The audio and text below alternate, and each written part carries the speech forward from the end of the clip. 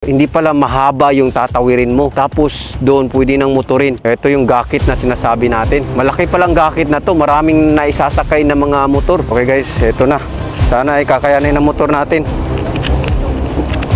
Woo! First time. Ito na yung pang-apat na tawiran. Woo! Grabe! Gagaralos. Sayang sila. Mabira po ni mo lagi. Ano lang po? Beli ka na yan sa mo tinong wala niya ako. Wala na nakakuha.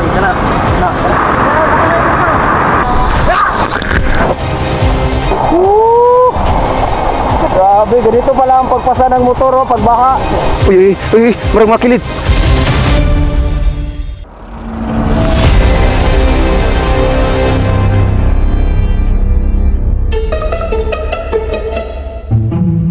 Dito na tayo sa sea oil ng Serious Mania. Dito tayo hihintayin ng ating mga kasama. Wala pa sila. Parang ako atang nauna. Alright, ito yung mga kasama natin. G-Cox Moto at si Balbahutog TV. Ngita ka rito ha. Kamoter akong dala. May problema kami ngayon. Wala sa amin yung nakakaalam kung saan talaga yung daanan papuntang Marapong, Barangay Marapong, Serious Mania. Magtatanong lang kami ngayon at base sa mga narinig namin, mga 4 na sapa yung kailangan naming tawirin. At sasakay din kami ng tinatawag na gakit para lang makatawid.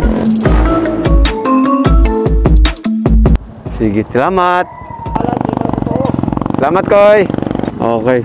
So dito raw, sabi nung nagbibilyard. Thank you. So dito nga. Ha? Ako sa mong GoPro? Sige. Bakit nga ba natin pupuntahan ang Barangay Marapong? Base sa mga narinig natin, adventurous daw talaga ang daanan papunta doon. At bukod pa doon, may kutob din ako na may mga magagandang lugar at interesting na bagay ang maiba-vlog natin doon. Maswerte ako at may mga kasama ako na tulad nila. Kahit na may mga trabaho sila, ay sinasamahan tayo sa pagbablog kapag may bakante silang araw. Iba talaga pag may kasama ka sa vlog, mas lumalaki yung kumpiyansa mo. Isa sa mga dahilan kung bakit napakasarap talagang puntahan ang mga ganitong lugar kasi naiibsan yung stress natin. Heto na nga, simula na ng rough road dito sa kaliwa natin. Napakagandang tanawin. Excited ako kung ano nga bang mangyayari.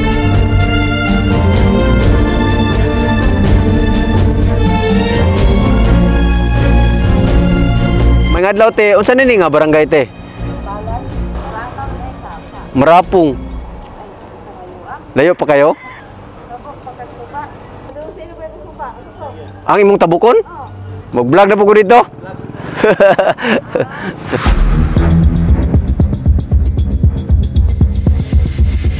Okay, napagpasya namin na dito kaliwa dadaan kasi dito raw talaga yung adventurous na daanan kung saan isasakay ang motor mo sa gakit. Ito na, simula na ang mga napakagandang tanawin. Wow, sarap sa mata. Ayan o. Ito na nga, mahaba-habang rough road na to. Ito pa yung mas adventurous sa vlog natin kasi yung motor na ginagamit natin, hindi to ideal sa mga ganitong daanan. Ito na nga yung sinasabi nilang gakit. Hindi pala mahaba yung tatawirin mo. Hanggang dyan ka lang tatawid oh. Tapos doon pwede nang motorin.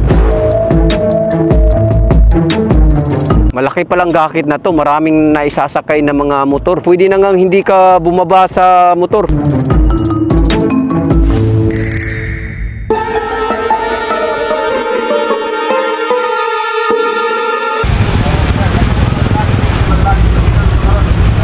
₱40 lang kaming tatlo. 50 pala yun. Pagkatapos ng tawiran gamit ang gakit, dito na naman tayo. Eto na, yung pangalawang tawid natin. Yun, pangalawa yun kanina. Ito pang... Lalom, Lods! Baka madali ang motor natin dito. Eto na. Sana ay kakayanin ang motor natin. Woo! First time! Kaya lang! Kaya pala! Dito na oh. Yung tubig. Eto na naman ang panibagong hamon. Umuulan na. Grabe na talaga to. Kakayanin ba to ng click natin? Paiba-iba na naman yung panahon dito. Salamat Ito na naman, pababaan na naman tayo. Sana lang ay hindi lutang yung mga bato dito. Ay! May bao-bao dito. Ganda! Yung bang nahihirapan ka sa daanan, pag nakakita mo itong mga ganitong tanawin, bawing-bawi.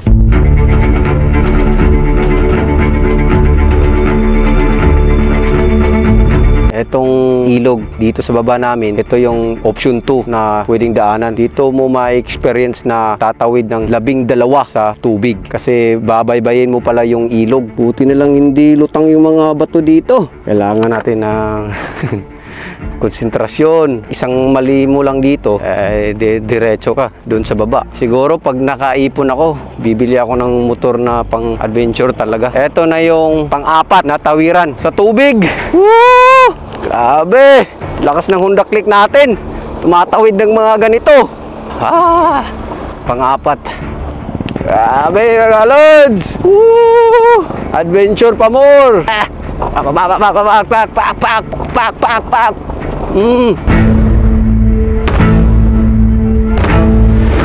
Malayo pa raw yung Marapong mula doon sa tinawid natin na pang-5 sapa.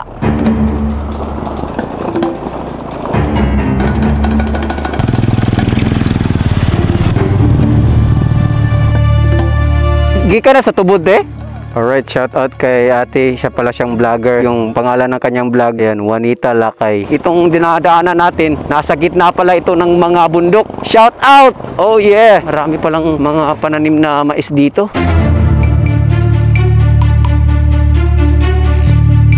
Mula dito sa sentro ng Serie Osmeña, sinimula namin ang biyahe nasa mga alas 9 ng umaga. At hanggang ngayon, mag-aalas 12 na, hindi pa rin namin nararating ang Barangay Marapong. Malayo nga talaga.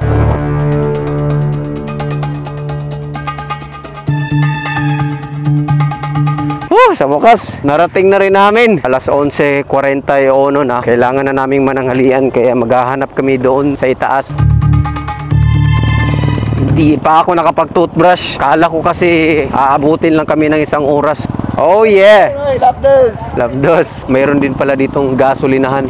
Konkrito ang kalsada dito sa sentro ng Marapong. Ang galing. Wow, daming tao dito Wow, bibili ako nito. Disney. Wala kaming mahanap ngayon na ulam. Buti na lang nakapagdala ako ng kamote. Wala dyan? Huwag isudan? May follower pala tayo dito. Medyo mahirap ang sitwasyon namin. Nagugutom na kaming 3. Linggo kasi ngayon kaya walang binibenta na mga ulam. Nandito tayo sa Laganyo family. At itong mga nakikita natin dito, mga gwapo nating kahit loggerns. Sasamahan nila tayo ngayon sa mga magagandang lugar at paliguan nila dito. Pero bago yan ay manananghalian muna kami kasi gutom ng aming mga bitukerns.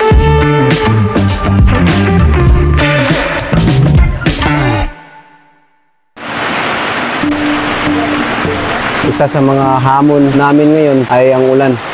Malakas ang ulan ngayon dito. Marami pa sana kaming pupuntahan na mga paliguan, yung mga magagandang lugar.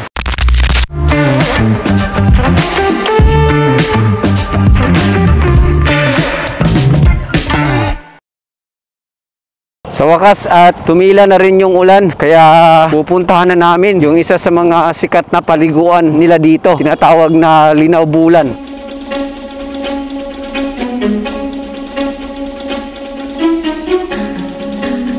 Alright guys, bumabalik kami ngayon sa aming dinaanan. Ang lokasyon pala ng Linaw Bulan ay sa Barangay Isidro. Mabilis na mapupudpud ang brake mo sa mga ganitong daanan. Palagi kang nakahawak sa brake lever. Akala ko yun na yung mahabang pababa kanina. Mayroon pa pala. Mas mahaba pa ata to. Nangangawit na yung kamay ko. Hop! Oy, mali! Mali pagigyagian! Okay na. Hanggang dito na lang yung mga motor namin. Mula dito maglalakad na kami. May dala tayong raincoat kung sakaling bumuhos yung ulan para protection sa ating dinadalang bag. Kasi nandito lahat yung mga gamit natin sa vlog. Grabe guys, ang baon ng kasama natin. Anong baon mo, pre? Ito lang talaga. Oh, Ito lang saging. yung nadukot ko sa ano. Tinuloy natin bahay. Daming saging Hindi ako guys. alam. Yan yung paborito natin nung may ikog pa tayo. Okay, shout out to. Wow. Nag-asa ka nga Barangay Lods? Dari mga lods.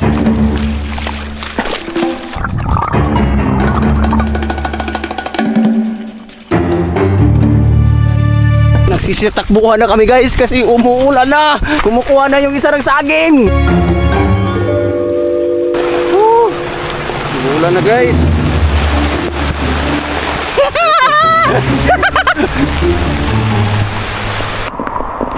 Ang lakas ng ulan dito. Pinakamalaking kamuting kahoy na nakita ko. Hindi mo aakalain na kamuting kahoy ito sa unang tingin. Kahit na umuulan at mahirap yung daan, huli na para umatras kami dahil ito yung pinakarason kung bakit pinuntahan namin ang lugar na to. Dahil sa umuulan, mas lumakas pa ang daloy ng tubig, kaya doble ingat kami sa pagtawid. Sa wakas at narating din namin itong tinatawag nilang linaw bulan. Kaso nga lang nag-aalangan kaming maligo dahil hindi na malinaw yung tubig. Napakaganda sana ng paliguan na ito kapag titingnan mula sa itaas. Kaso nga lang sa mga oras na ito hindi ko mapalipad ang aking drone dahil umuulan pa. At para mas makita pa ang ganda ng talon na ito, umakyat pa kami. At ito na yata yung pinakadelikadong ginawa ko sa buong pagbablog ko. Dahil isang pagkakamali lang pwede akong mahulog dyan sa baba sa may bato. Kasama wala niya ako. Wala nakakuha. Sige.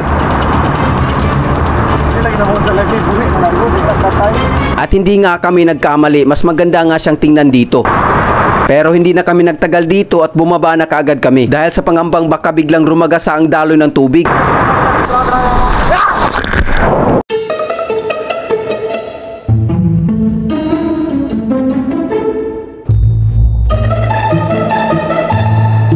Eto nang nadatnan namin nung pauwi na kami. Eto yung ilog na tinawid natin kanina. At para makauwi, kinailangan namin gawin to sa aming mga motor.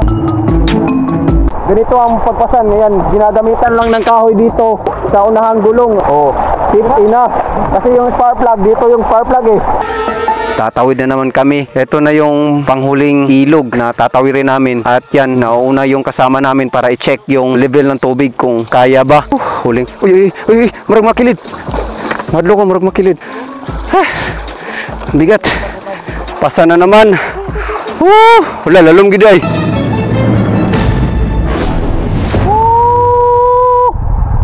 Oh yeah!